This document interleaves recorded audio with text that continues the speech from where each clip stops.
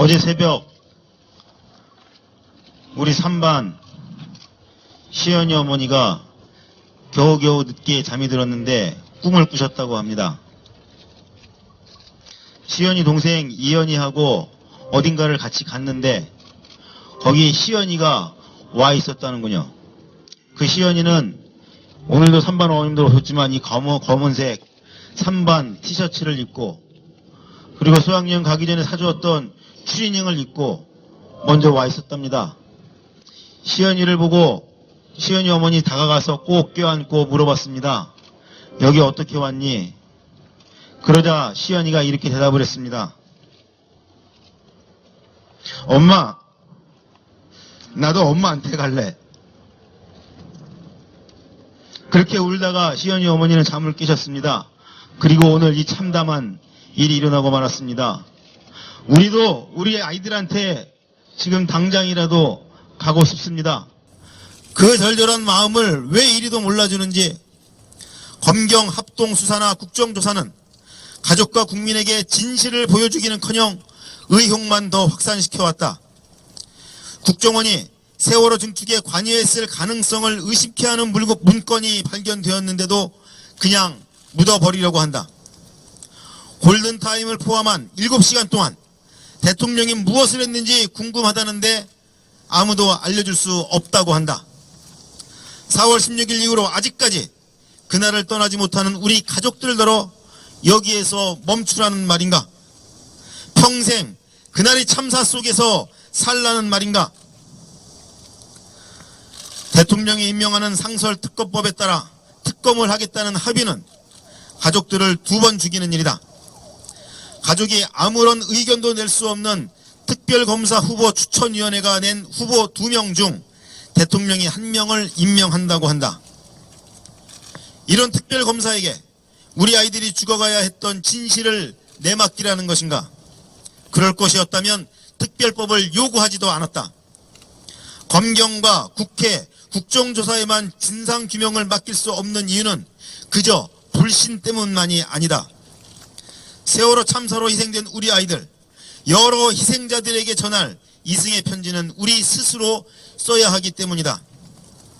우리는 여야 원내대표가 도대체 무슨 생각으로 오늘의 합의를 했는지 궁금할 따름이다. 가족과 국민이 청원한 법률안을 읽어보기나 했는지 의심스럽다. 합의한 법안으로 진실을 밝힐 수 있다고 약속할 수 있는지 묻고 싶다. 대통령이 약속했던 날도 세월호 참사 100일이 되는 날도 아무런 의지를 보여주지 않았던 여야가 왜 오늘 이와 같은 합의를 했는가? 다음 주 교황 방한을 앞두고 애가 다른 청와대를 위한 합의일 뿐 아니냐고 묻지 않을 도리가 없다. 국정조사에서도 진상규명을 회피하고 진실을 밝히기 위한 권한을 모두 내려놓은 법안을 특별법이라고 이름만 붙여놓았던 새누리당이 한 발자국이라도 움직였는가? 새누리당은 세월호 참사 전국을 벗어나기 위해 탈출할 국리만 해왔다. 새정치민주연합은 탈출하려는 새누리당을 뒤쫓아갔을 뿐임을 알고나 있는가? 오늘 합의는 이러한 새누리당의 세월호 특별법 제정 국면의 탈출 시도에 새정치민주연합이 들러리를 섰다고밖에 볼 수 없다. 그리고 그 정점엔 박영선 비상대책위원장이 있다는 점에 가족들은 땅을 치고 있다. 박영선 비상대책위원장이 원내대표 시절 성역 없는 진상조사를 위해 독립적 특검을 강력하게 주장했고 세월호 참사 가족들을 찾아와서도 이러한 특별법을 강조하지 않았는가?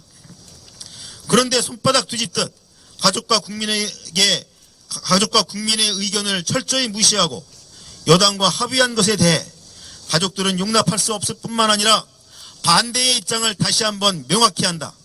그리고 가족대책위에 그리고 국민에게 어떠한 의견도 묻지 않고 이루어진 여야 원내대표끼리의 합의는 당신들만의 합의일 뿐임을 분명히 밝힌다.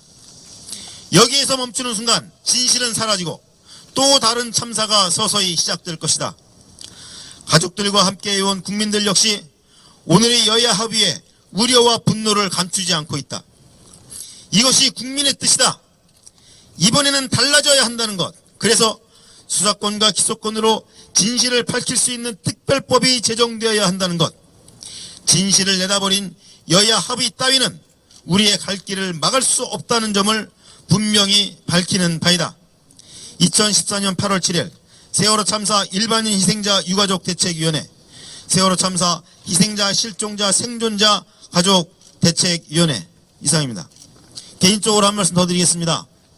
저는 지난 월요일 22일간의 단식을 중단하고 지금 사흘째 복식 중에 있습니다. 수많은 가족들이 와서 이제는 단식 그만하고 일을 해야 되지 않겠냐고, 더 힘을 내서 더 길게 싸워야 되지 않겠냐고 말씀을 하셨습니다. 거기에 박영선 원내대표께서도 오셔서 단식 그만하는 게 좋겠다고, 싸워야 되지 않냐고 말씀하셨습니다. 많은 분들이 애정어린 충고를 해주셨기에 그 충고를 받아들여서 힘을 내서, 새로운 힘을 내서 싸우자고 단식을 중단하고 오늘 나흘째가 되었습니다. 그런데 오늘 일어난 일을 보니 이 자리에서 단식하는 저를 몰아내고 결국 이 야합을 하려고 그렇게 얘기했던 겁니까? 여기서 가족들 내보내고 마음 편하게 둘이서 짝짝꿍 하려고 했던 겁니까? 분명하게 답을 주시기 바랍니다. 잊혀져 가는 것 같고 22일, 23일째 이렇게 있는데 뭐 와보지도 않고 그냥 해라, 죽든가 말든가, 이게 뭐 어이가 없잖아요.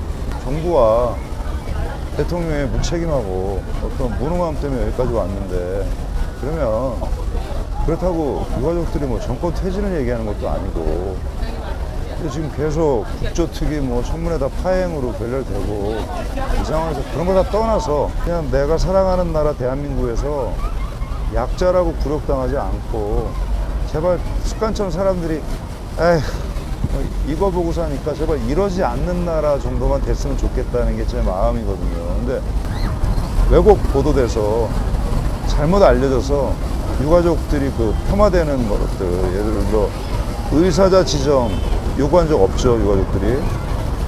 그리고 대학 특례 입학 요구한 적 없고, 심지어 보상금도 얘기한 적 없어요.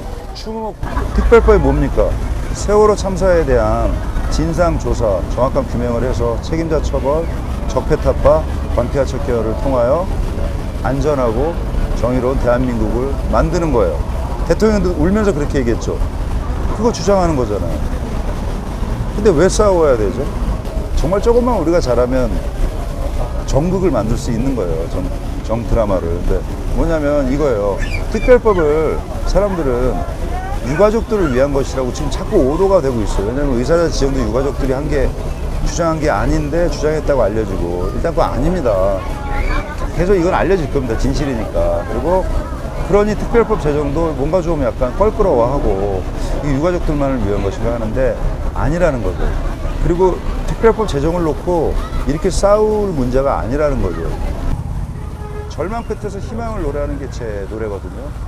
그래서 제가 항상 이 절망 끝에 갖다 놓는 습관이 있나 봐요. 근데 저는 행복해요. 제가 하고자 하는 걸 하니까. 하고 싶은 거라면 행복한 거예요. 남이 보기에는 불편해 보여도. 그래서 세상은 바뀌고 있습니다. real change가 아니라 change. 일 좀 갔다 왔다.